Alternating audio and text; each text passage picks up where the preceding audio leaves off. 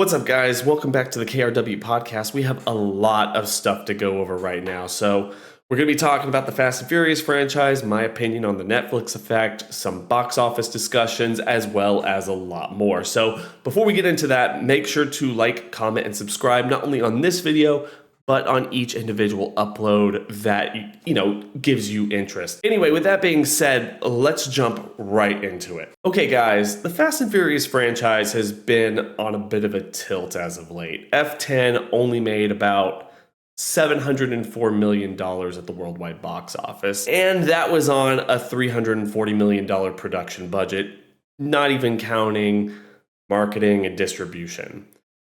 That's after F9's lackluster $726 million, which itself was lower than Dwayne Johnson and Jason Statham's led Hobbs and Shaw movie, which made about $760 million back in 2019. Of course, it should be noted that F9 came out in 2021, which was when a lot of movies were being still affected by the pandemic, but the movie itself was just kind of terrible, so, the box office kind of made sense. Anyway, this past Thanksgiving holiday gave us a little bit of an update from Vin Diesel regarding the next installment in the Fast saga, when he stated, "I got Universal in one ear saying that we need Fast 10-2 by March of 2026, and I have Comcast in the other ear saying we need 2 movies for the finale." Then the writer of Fast 5 sent me this image that we need Dom and Hobbs to resolve their differences. I just want to get back to street racing, practical stunts, and a reunion of that beautiful brotherhood. Happy Thanksgiving. Meanwhile, at the Hall of Family. I mean, I don't know about the whole celibacy thing, but I'm listening. Now, there is a lot to break down there, not the least of which is that Diesel kind of refuses to name drop Chris Morgan. The guy who wrote pretty much every main series entry in the timeline, from Tokyo Drift all the way to Fate of the Furious, the 8th film in the franchise. He did leave for F9 to work on Hobbs and Shaw, and I believe he is still tapped to write that new Hobbs spinoff that was announced a long time ago, but we're just gonna have to get to that. Anyway, I do find it a little bit funny that Diesel's the only one still pushing this idea that the higher-ups are demanding this entire trilogy of movies for the finale of Fast and Furious. Like Comcast and Universal just really want Fast and Furious to be their Lord of the Rings or something, because that's their prize jewel right now, instead of the Minions and everything related to Despicable Me. But for me, the strangest thing about Diesel's perspective here is his insistence that he, of all people, wants the franchise to go back to basics. Because it's widely reported that Diesel's "I can't be seen being beat up" clause in all of his contracts is one of the reasons that this Point Break ripoff of a franchise went from something like a grounded cops and robbers storyline to a world-trotting espionage action series, the likes of which modern blockbusters have never seen. Frankly, I don't know how you even pump the brakes on all of this escalation of absurdity after everything that was done in the last film. After that, you kind of have to go hard and finish what was set up, and then see if you have enough left in the tank to do something more akin to what you started off with the original film 20 years ago. And at least for me, I just don't see it happening, even though I'm kind of the guy who thinks just about anything can be good, and I'm usually down for a sequel or two. I still think that this series needs to be put on ice for a while. Give it some time to breathe before you allow anybody else to jump into this, and see if any audiences are still willing to watch anything after Fast X2. With all that being said, I wanted to discuss this idea that Chris Morgan, of all people, is trying to tell Vin Diesel behind the scenes that they need to try to find a way to rekindle Dom and Hobbs' relationship, because that's kind of weird, right? Like, I alluded to this before, but Morgan left the mainline franchise after Fate of the Furious and has only gotten involved on the creative level when it comes to the spin-offs that they're creating. And considering the lackluster response of F9 and F10, it seems clear that the mainline series is sorely missing Morgan's input. He might not be the best writer in Hollywood, but the guy kind of knows how to write a compelling Fast and Furious movie. Now, I understand the movie stays pretty much 100% true to your original screenplay. Yep. Well, it's so great to have that kind of a chemistry with a director. And the car went out of the train,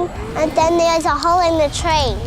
And then the car brought the box, then the police went after them, then the box hit the car, then it crashed into the ocean. Additionally, it is worth noting that Hobbs and Dom aren't really mad at each other in the continuity of the movies. I mean, sure, Vin Diesel and The Rock had a real-life falling out, but that's a little different, don't you think? Like, the only people who really know what they're talking about here are the people like you and me who follow this stuff and are brain broken enough to know what's going on behind the scenes, when the vast majority of people who watch these movies don't know or couldn't give a shit. That's why all of this is kind of crazy to me. At the end of Fast 10, they treat Hobbs coming back like this big deal because he never really left. Only a small number of people understand that, right? And I've got to say, in all honesty, it's the biggest piece of cinema. Like, he was in the spin-off. He was in 8. He only set out for one movie. It hasn't been that big of a deal, at least in the continuity of the franchise, and the people actually paying attention to this are the only ones who know. So yeah, might just be me scraping the bottom of the barrel here. I'm taking Diesel's holiday message way too literally. Obviously, he likes to mouth off. And you know what? I'm going to throw something out there. I could be completely wrong. If I'm wrong, who knows? To me, it seems like Diesel's holiday message is, hey, if Fast 10 2 isn't as good or doesn't do as well, it wasn't my fault. None of this is my fault. Universal and Comcast are giving me a lot of various different directions on what they want to happen, whether or not it's 1 or 2 movies. And they're also, and you know, Chris Morgan, who's a producer of this film, he's not really the writer. He's trying to shoehorn this entire Hobbs storyline into this final film that I'm doing. And essentially all of it could go to hell, and it's not necessarily my fault. Do not blame me.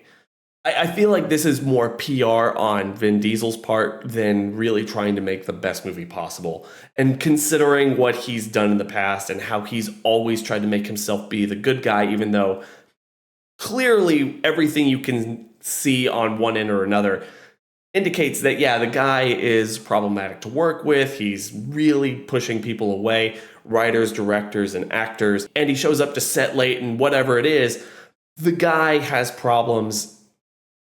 PR can only go so far, and based on downward trajectories with this franchise, I can't really imagine Fast 10, even if it is the last one, being the biggest in the franchise. So that's kind of my perspective here. It's literally just a PR move to make himself look like the good guy in all of this, when in reality, the last film in the franchise will not reach nearly the highs as some of the other movies in this franchise, and might even fall lower than Fast 10. I don't know if any of that's true. It's just a really weird holiday message to me, and I want to hear y'all's perspective in the comments. So tell me what you think, leave a like on the video, and we'll discuss it in the comments. Okay guys, we have to talk about this. After this past weekend and Kraven the Hunter's abysmal box office performance, there was a lot of reporting about how Sony was just absolutely done with its Spider-Man adjacent villain universe expansion into this Sinister Six and everything. The only thing that they were going to be working on was Spider-Man 4, Across the Spider-Verse 3, and Spider-Man Noir. And while a lot of people were quick to gobble up that information because, quite frankly, Sony's villain universe has never been super popular with fans, I kind of took it with a grain of salt. Obviously, the vast majority of these movies have been somewhat successful. Even if you hate to admit it, Sony has said that they are making a profit on Morbius. Doubt. Be skeptical. Hard to believe. The story you're currently speaking of seems illegitimate. Given the lack of credible evidence you are presenting, I find it highly difficult to place any trust in the more than likely fabricated alibi you have given me. When one considers all the Despite the memes and them reintroducing that movie into theaters to kind of abysmal results. The same probably can't be said about Madam Web and Craven at this point. Whether or not those movies leg it out in the long run is anybody's guess. But as I've already talked about on this channel multiple times, movies generally make money in the long run, even if they're box office flops. So who knows? I don't really care one way or the other. Whether or not this is the only time we're ever going to see Dakota Johnson's Madam Web or Aaron Taylor Johnson, I guess no relation, whether we're going to see his Craven again is really up in the air. With that being said, I never really looked at it from a perspective of, well, Sony's just going to give up. Quite frankly, so long as they have the rights, they can make movies all day with Marvel, or they can make the animated Spider-Man movies. It doesn't really matter. What does matter, though, is whether or not they think they're going to move forward with a good idea or not. And I feel like there's a lot to be said about the placement and the overall effect that the last couple of movies in this SPUM universe have had over the last several months. One being, yes, we've seen delays from COVID as well as the strikes and everything, kind of resulting in Sony putting out probably more than they should have this year with Madam Web, Craven, and the third Venom movie. The only one of which that did even remotely good was the third Venom movie, which itself was based around kind of this weird cultural phenomenon from the first Venom movie that, despite its lack of quality, was charming enough for people like me to really jump on board and be like, hey, you know what? I'm going to keep watching these because I'm having fun. I like the third Venom movie. Didn't necessarily like the other two, but with all that being said, there has been a lot of reporting that there's been a ton of back and forth about whether or not Sony is going to continue making these movies. And a lot of insiders coming out and saying, well, one, they were never trying to build a cinematic universe. I call foul on that. I think that that's absolute BS, considering everything that we've read up until this point and everything that was happening in kind of the interim in the movies. Obviously, we've had a lot of stuff shown from the production of these movies that show that they were trying to tie it to the Tobey Maguire and Andrew Garfield versions of Spider-Man, as well as somewhat hint that they were connected either in large or kind of on the outskirts of the MCU. At the same time, there are insiders now who are talking about how the deal with Marvel never precluded Sony from using Spider-Man in any of these movies.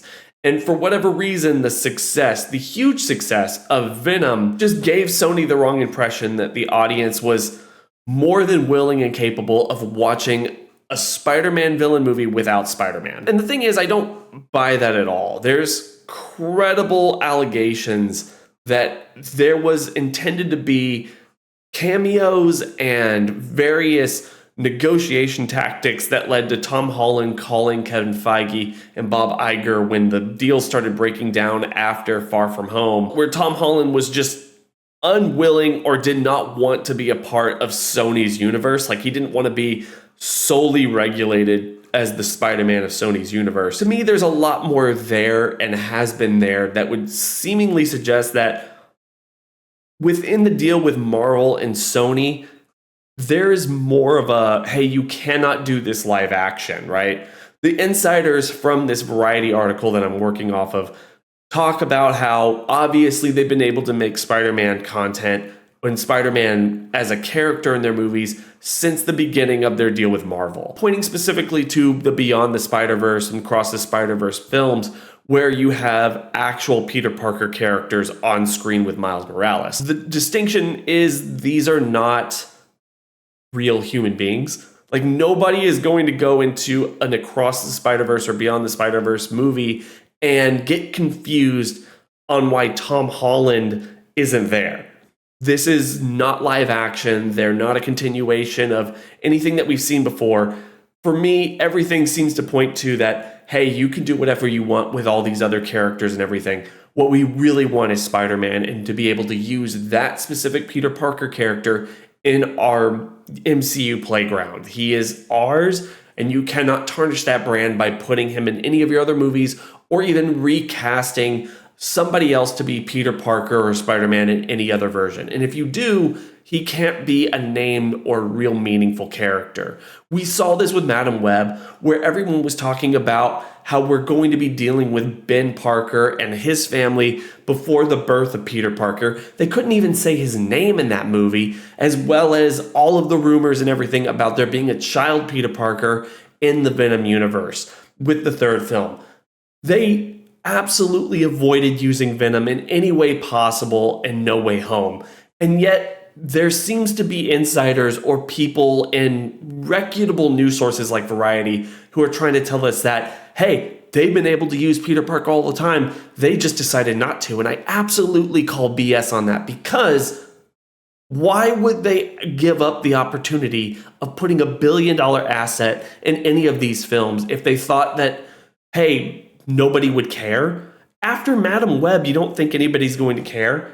After Morbius, you don't think anyone's going to care? What would be the harm in being like, hey, we have the strikes, we have all these things pushing back Kraven multiple months, maybe figure out a way to put Spider-Man in there so we can at least sell that on the front end, and then maybe more people than what actually showed up would show up to watch this movie. It doesn't make any sense to me, and I feel like a lot of these people are lying, or it's being intentionally misrepresented to make Sony look worse than they otherwise are. Look, you can have whatever thought process you want about any of these movies, but I don't really blame Sony for making bad movies. I think it's ridiculous to suggest that they would otherwise leave out $1 billion asset from any in particular movie with the vain idea that like comic book movies are so popular that people are just going to show up and watch them regardless of their overall quality or character being presented. I just cannot buy that in this modern age. I've talked about this a lot on this channel, more specifically with the Saw franchise, but it does relate to everything, especially when you're talking about probably one of the most viable assets and characters in cinema over the last 2.5 decades. IP is everything. Characters, interaction, audience awareness is everything. If Sony had the ability to get Tom Holland into any of these movies, they would have done it. If they had the ability to cast a new Spider-Man and just throw it to the audience and say, hey, this is a new Spider-Man, this is our Spider-Man, accept it, they would have done it. And it would have worked. If they had the ability to get Tobey Maguire or Andrew Garfield in this universe and say, hey, you know what, this is tangibly related to Sam Raimi's films, or it's more related to the Amazing Spider-Man movies that we cut off after the second one, accept it, they would have done it, and it would have done so much better for Kraven or Madam Web or anything else to play in that sandbox, let alone just doing their own thing. So at the end of the day, I don't think that Kraven's box office disappointment, or even the lackluster showing of the last Venom movie or Madam Web or anything that came out this year, is going to kill Sony's intention on making more of these movies. If these rumors are true, or if the contracts have been renegotiated or whatnot, I feel like if they can use Spider-Man, they're certainly going to start using Spider-Man, but I wouldn't take any of this as certain, because if they could, they probably would. And the fact that they didn't kind of, at least to me, says they didn't have the right to. They couldn't just simply make the right, smart decision. And in fact, they were doing the best they could to make the best films that possible. And I have my thoughts and doubts and stuff. We can cover those later if y'all want. But I just wanted to cover that thought process that Spider-Man in live action isn't a value asset that Sony is willingly being allowed to use when they have this ongoing deal with Marvel. I feel like Tom Holland's Spider-Man is the only related Spider-Man allowed on screen unless it's made explicitly clear that the MCU is away from the multiverse. As they did with Morbius, right? Michael Keaton's character came into the Morbius and Venom universe and is seemingly stuck there for all eternity and everything because they're not going to do anything with that. Maybe because of that, maybe because of the machinations there, they've already laid the groundwork to use a new Spider-Man, and all those other movies that came out after Morbius were just too far along in development. But at the same time, there was a lot indicating that Craven was really re-put together on the back end to add way more superhuman and superhero elements than were otherwise put in the first final product. So maybe I'm wrong, maybe I'm overthinking this, but quite frankly, I feel like this story and everybody's discussion of it about whether or not Sony's universe of Spider-Man villains is dead or that Spider-Man could be used in any way, shape, or form is all overblown. I'm going to say no and no. They're still going to move forward with what they have. Venom, for what it's worth, is still a valuable property and something they can build on. They're just going to be more cautious and approach these with probably a finer comb going forward. And we're going to have to wait and see if they're allowed to put a live-action Peter Parker in the mix. My guess is no. But I want to hear your thoughts and opinions. Like the video, tell me, and we'll have a conversation down below. Okay, guys, moving on. This might be my pettiest discussion yet, but I think it needs to be said. According to this report on The Wrap, which cites various sources that worked on Amazon MGM's Christmas movie Red One, the film was reportedly delayed from debuting during Christmas season 2023 due to the strikes from the Writers and Actors Guild, but also various sources said that one of the specific things that happened during this movie was that Dwayne Johnson apparently showed up multiple hours late, according to some people 7 to 8 hours late, and had kind of on a bit of a chronic basis, which caused cast and crew to shoot around him for multiple days. Quote, the only thing that Dwayne was consistent at being was chronically late. And it was something that cost the production a lot of money, since he was allegedly 7 to 8 hours late per day, which caused the production budget to swell more than $50 million what they were initially planning on. It is worth noting that these are just rumors. Amazon and MGM have refuted them, stating, quote, it is completely normal for there to be budget fluctuations within 15% of the target, which is exactly what we experience, end quote. Johnson himself later admitted that even though he was late from time to time, it was never on the level that was in that Wrap report. He did, however, admit to peeing in bottles in order to save time, which, man, if you're gonna be late, then maybe it's okay to not piss in bottles, just show up on time.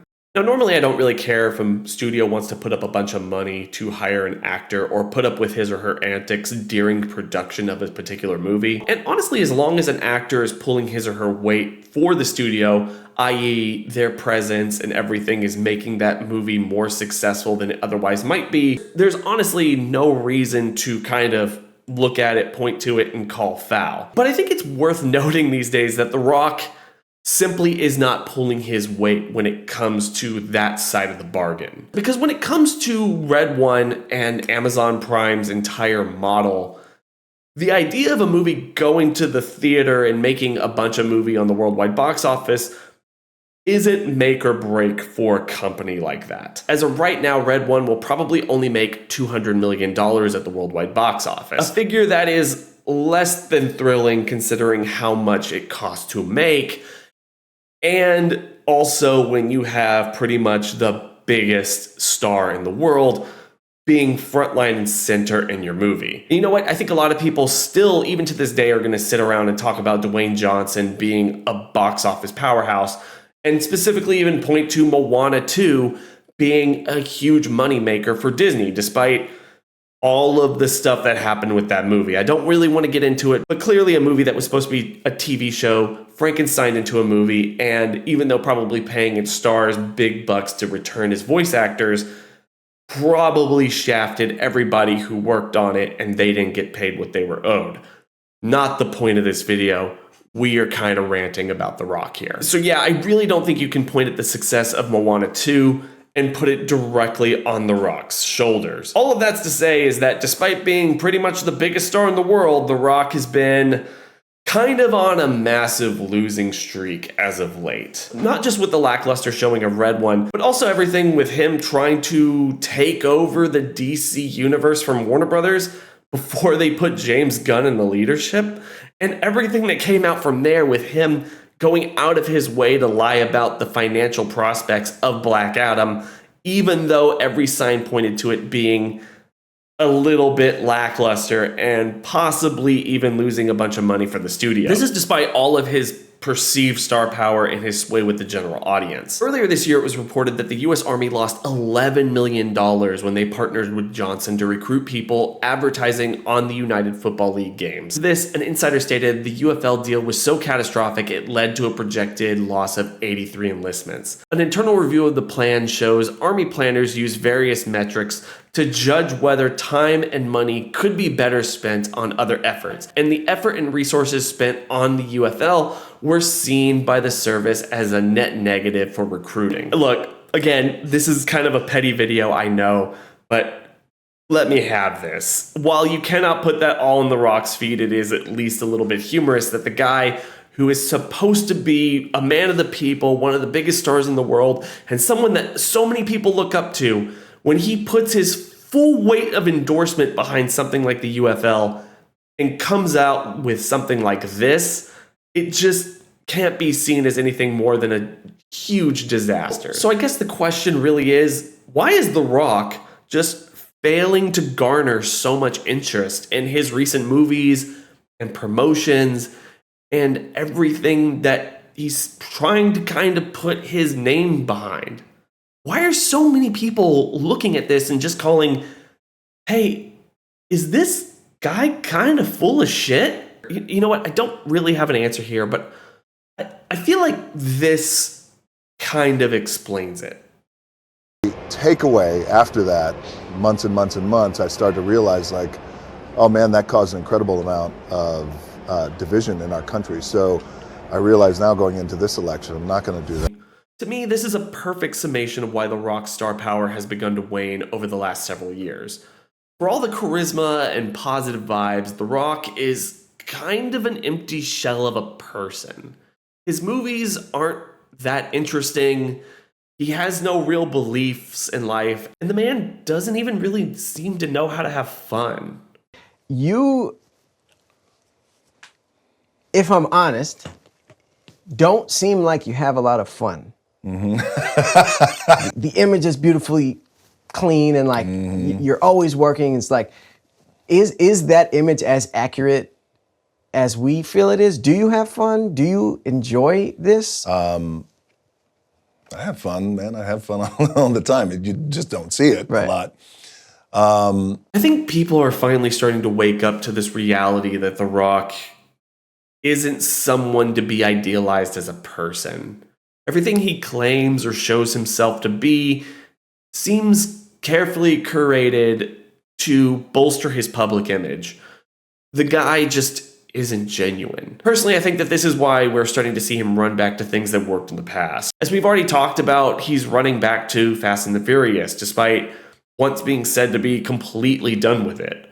He's pushing for multiple Moana projects and live-action sequels because Moana is probably one of the biggest things that he has going for him and has had going for him for the last decade.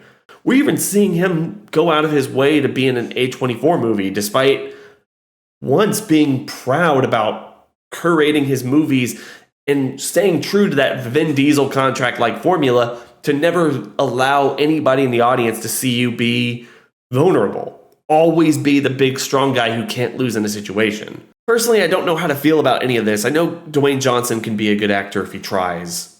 And I know he doesn't really have to worry about the way I perceive him or the way you watching this perceive him. He's one of the biggest stars in the world. He's richer than any of us can really possibly imagine. But when your entire career is built around a public perception of you being this good, all-around, charismatic, and fun-loving person, when people start peeling back the layers of that onion and seeing how everything looks inside and that things are rotten, I don't know how you come back from that. Maybe I'm wrong.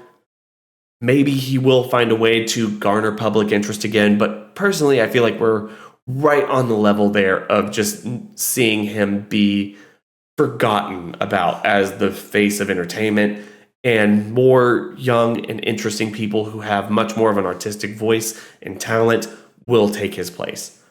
Quite frankly, The Rock can just kind of be in the UFL and do his alcohol deals and everything. I don't think I'm going to care all that much. none of his movies really grabbed me, caught my attention, or made me want to see more of him as a creative force. He's always just been charismatic, and as soon as you're not doing that, then what is there to really think about or pay attention to? It's all just boring, fake nonsense at a certain point. But those are just my thoughts. Okay, guys, moving on. Earlier this year, both AMC and Showtime brought some of their biggest series to Netflix, the world's largest streaming service. These series include The Walking Dead Daryl Dixon, Dead City, Kevin Can F Himself, the first 8 seasons of Dexter, all of Fear the Walking Dead, and Yellow Jackets, to name a few. And I have to say, at the time I found that move a bit perplexing, since one of the biggest reasons AMC canceled The Walking Dead in the first place was to get their main show off of that streamer and exclusively on their own platform. The same can kind of be said for Paramount after it dumped a ton of money into Paramount Plus and then incorporated Showtime into the fold just a little bit over a year ago. Of course, I realized that getting exclusive access to their own content wasn't the main reason for deciding to purge these series from Netflix, and both AMC and Showtime, as well as many other competitors to Netflix, certainly have more bargaining power than they did just a couple of years ago when Netflix was the only game in town. But I feel like it's worth taking a closer look at this decision and trying to understand why certain streaming companies and studios are more inclined to share their content with Netflix now, despite having their own thriving platforms. For those of you who don't know, this is primarily based around the concept of the Netflix effect, the term that Netflix itself has been pushing lately, based on Netflix's somewhat unique ability to drive viewership to create cultural moments around television programming. Essentially breaking it down, the Netflix effect is shorthand for business and executive insiders trying to sell this idea that we're still somewhat living in a monoculture, where something like a movie or TV show can capture enough attention that it becomes kind of like a universally understood thing in our day-to-day lives. I called for help twice, and not a "f*** you, what do you need," or nothing. And to be fair, I feel like we've seen a lot of examples from this when it comes to Netflix and the way they're able to push their programming onto the masses. Just in the last couple of years, we've seen the rise and super popularity of shows like Stranger Things, Squid Game, and even more older and established television shows like The Office and Suits. Netflix itself has even pushed this concept to industry insiders, gloating that Netflix ad-supported plan has more than 40 million monthly active users. Over 40% of all signups are ad-supported markets and are younger than linear television audiences, with a median age of 37. Over 70% of Netflix's ad-supported members watch for more than 10 hours a month, which is 15% higher than the nearest competitor, according to Nielsen. More than half of ad-supported members watch Netflix more than 20 hours per month. My mom praising me for sitting in front of the laptop all day and working hard. Me who was just binge watching on Netflix. So without even having to go into specifics of everything, it is clear that Netflix has some specific brand loyalty, as it's not only the world's largest streamer, but its customers continue to watch Netflix for longer and more than its competitors, even when those customers are forced to watch ads in the year of our Lord 2024. So when it comes to pre-existing shows being put on Netflix in this modern day syndication plan, platforms like AMC and Showtime are certainly aiming for a Suits level success. The idea that Yellow Jackets or Interview with the Vampire can garner enough attention on Netflix to turn these properties into cultural touchstones in the same way that we saw with Dexter or Breaking Bad or even The Walking Dead back in their heyday. You even kind of see this with the statement that AMC's executives put out on their own earlier this year. Quoting, "This agreement puts our higher quality shows in front of a vast audience of Netflix subscribers with AMC brand clearly represented. These curated titles are also being strategically windowed to drive interest in current and upcoming seasons on our direct-to-consumers partnered platforms. We believe this significant expansion of our Netflix relationship will drive viewership and engagement on Netflix, while also raising awareness and interest on our award-winning content on AMC-branded partnered platforms across our distribution ecosystem. Day 1 of quarantine. I'm gonna read my Bible more and grow in my relationship with God. Day 12. Congratulations, you've completed Netflix. Now, here's the question I have in all of this. Is it possible, especially in this increasingly fragmented world where all types of niche interests and perspectives have somewhat begun to erode the public trust in even the non-abstract concepts like truth and fact? Is it possible for the Netflix effect to be created?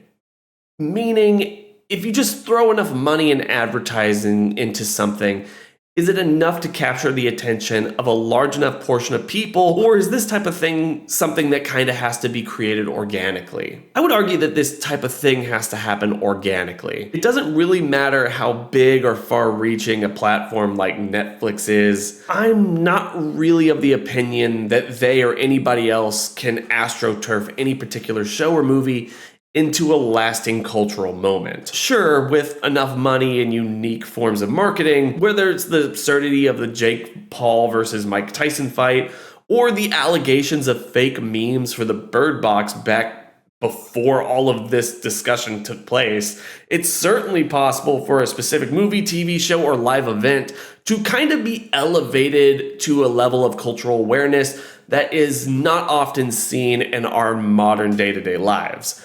But that doesn't mean that those moments are truly meaningful or have a cultural impact to the vast majority of people that keeps them relevant for days, weeks, months, or even years. My point here is really that while I think that the Netflix effect is real and very much a tangible thing, I don't think that Netflix themselves even have the power to utilize all their algorithms and market share and everything to kind of push something beyond the limits of what the people or culture is willing to accept at any given time. But even with all that being said, I do want at least to highlight the quality of Interview with the Vampire and Yellow Jackets. One of the reasons I'm bringing up this discussion at all is because those two shows are freaking fantastic. They deserve to be on the level as certain things like Suits, You, Cobra Kai, Stranger Things, and all the other stuff that Netflix has really pushed over the last several years, like the last decade or so. Check them out if you haven't. They're very good.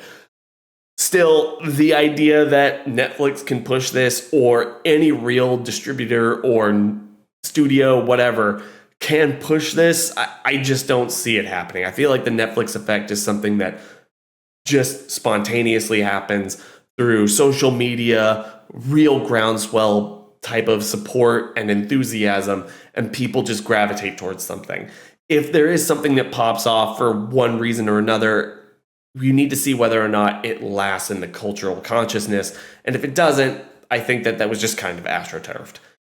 What are your thoughts on this? Tell me in the comments section below. Like the video. We'll discuss it there.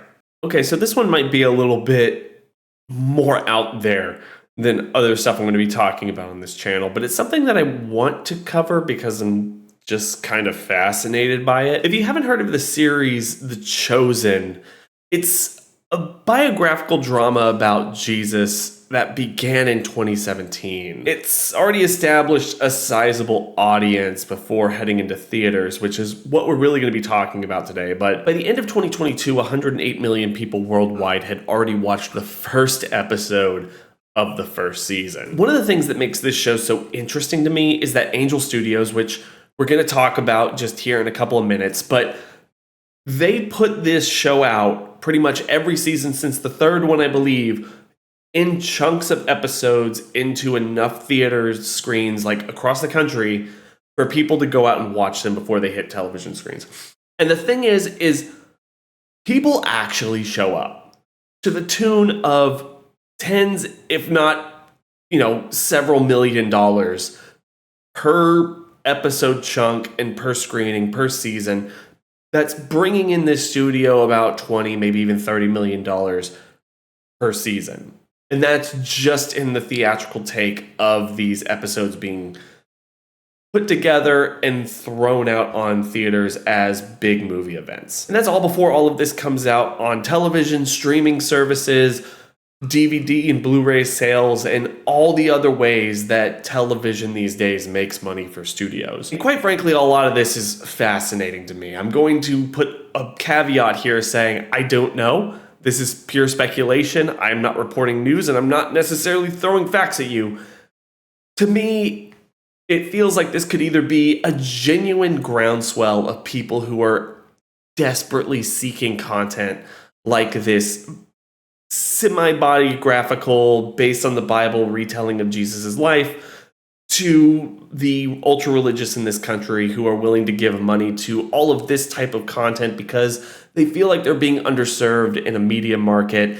And so they go out there and they pay money for The Chosen or God's Not Dead or any of the other, personally, in my opinion, slop that's being put out there to kind of funnel their money from like a religious aspect. That's neither here nor there. Or, again, just putting a big asterisk on this and saying this is just my opinion. I have no idea, but this is just astroturf into oblivion. And this is just money being funneled into a theatrical system to make it seem like there is support here more than there really is. I don't know if any of that makes sense, but I wanted to get back to Angel Studios, the company that achieved huge success at the box office last year with Sound of Freedom. A film championed by the right-wing Conservative Party as something of a cultural phenomenon that surpassed $250 million at the worldwide box office last year, most of which coming from North America, and marred with the fact that the movie itself allowed for people to buy tickets for other people who wanted to watch the movie and get free tickets.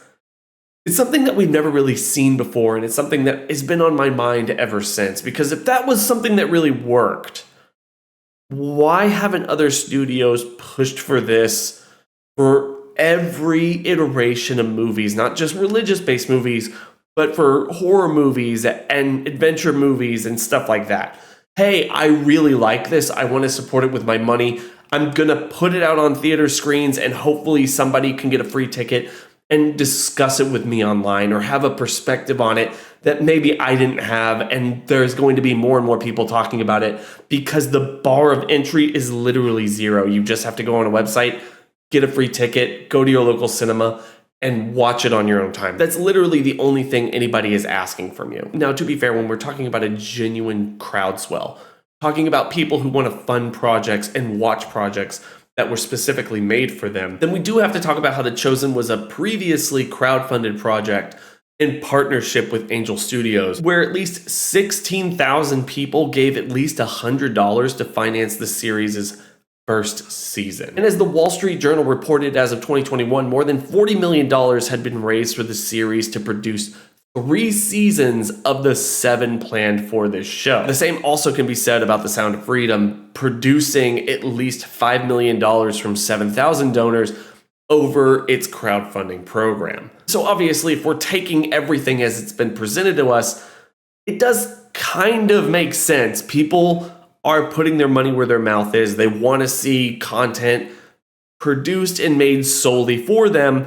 They're willing to pay for its production as well as pay to see it and experience it on the big screen.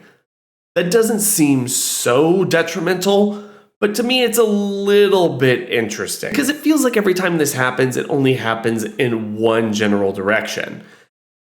All signs of small dollar donations, all signs of genuine groundswell support to watch independent media based solely on a mindset or perspective from any group in the United States is always focused on the right, and it's always focused on a religious aspect of the right, primarily Christianity. And far be it from me, especially as a content creator and one as small as I am on this platform, to be the one to say, I don't think any of this makes sense. I don't think that there's enough people, enough groundswell to not only support an ongoing series like this in so many ways as being genuine box office successes at the theater, as well as on television and in physical media at this point, to not only guarantee 7 seasons of a television show, but an entire multimedia universal brand of content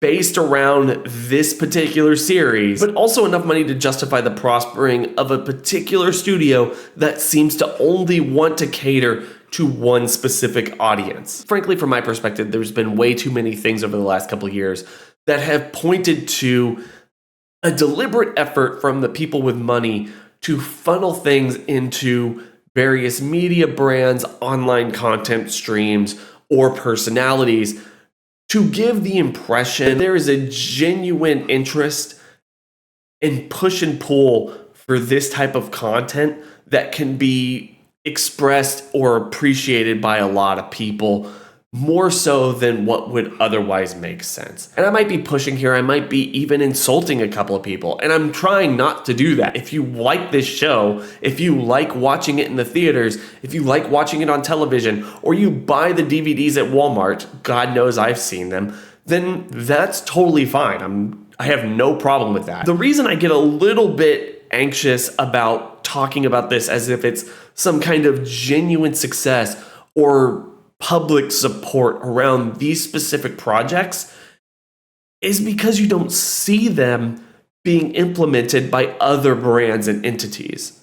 We've seen over the last several years so many brands, not the least of which are things like Paramount or Universal or any of these other brands, putting hundreds, tens, millions, hundreds of millions into multiple different avenues on their streaming platforms.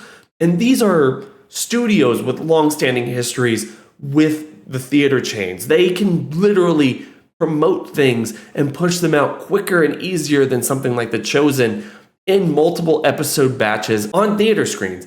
And yet they don't, because it doesn't seem like it's a viable enough alternative for them. And they would rather not promote that stuff in the same way as they would through just streaming avenues. And to me, I think that's a little bit suspect. Obviously, with religious content like The Chosen, there's so many different avenues from mega churches and all this other stuff that has just grassroots support across people who go to service every weekend and hear about this stuff, see this stuff in big, large groups that is not necessarily a traditional go to the theater and watch something type of situation.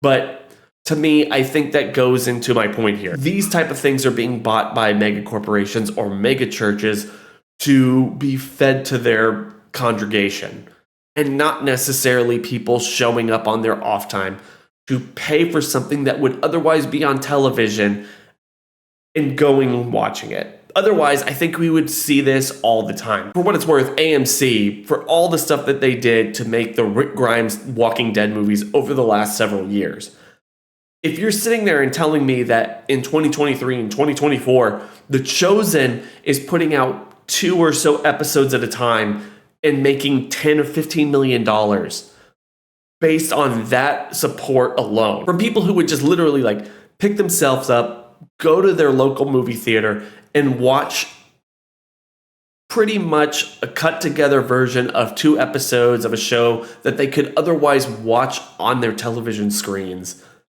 because they were just genuinely interested and wanted to do that, and this money wasn't coming from anywhere else, then I don't see a problem with AMC or Showtime or anybody else putting up their biggest content, putting it on a theater screen an entire season, like a week or so in advance, and then just letting it sit there and make $10 million per 2 episodes, right? If this was a viable business model, something that could be replicated, and it should be replicated. If this is real, it should be replicatable. I would see them doing that, but it's not happening. It's never going to happen because I think a lot of this is fake. I think a lot of this is just a big money donors, big churches trying to put their money into what is by and large a propaganda machine. And I kind of hate that. I mean, I love it for a box office perspective. I think in slow times, you need something to kind of fill the slots. I love the fact that this is at the very least keeping theater chains profitable for when there's not a whole lot going on, especially when these movies were coming out during the strikes and everything. Like, obviously that was helpful, but for what it's worth, they're not worth looking at. They're not worth paying attention to. And any real cultural traction that they have can, and I would take them with a grain of salt. These aren't real, genuine people putting their money where their mouth is. Maybe some of them, but the vast majority of them are just rich assholes trying to push agendas, push a concept of cultural identity, and trying to literally like sway your opinion. And I kind of hate that, but I think that's just really where we are right now, and I wish not.